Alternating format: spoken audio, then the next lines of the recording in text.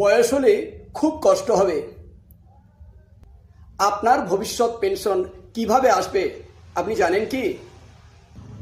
আজ যে কথাটা বলবো, যেটা না জানলে বয়সকালে আপনার সত্যিই খুব কষ্ট হবে।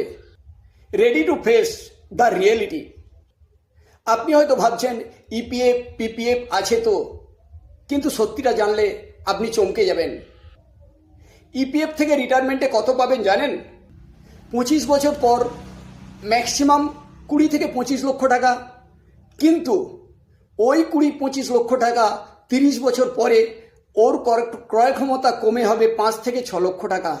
আপনার জন্য ওটা কি এনাফ? পিপিএফ এনএসসি এরা তো ইনফ্লেশনকে বিট করতে পারে না।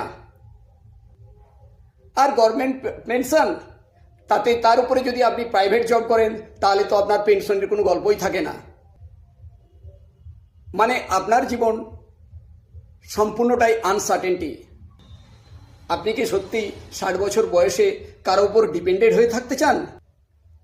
তাই 25 বছর বয়স থেকেই আপনি আপনার ইনভেস্টিং জার্নি শুরু করুন। মাসে 5,000 টাকা করে এসআইপি শুরু করুন, যেটা আপনার 25 বছর পরে ওটা 2 কোটি টাকা ভ্যালু হবে। এটাই আপনার রিয়েল পেনশন। অতএব এখন থেকেই রিটায়ারমেন্টের কথা ভাবুন, না হলে বয়সকালে ভুগবেন। টাইম আর কম্পাউন্ডিং এফেক্ট এই দুটোই আপনার সবচেয়ে বড় ফ্রেন্ড।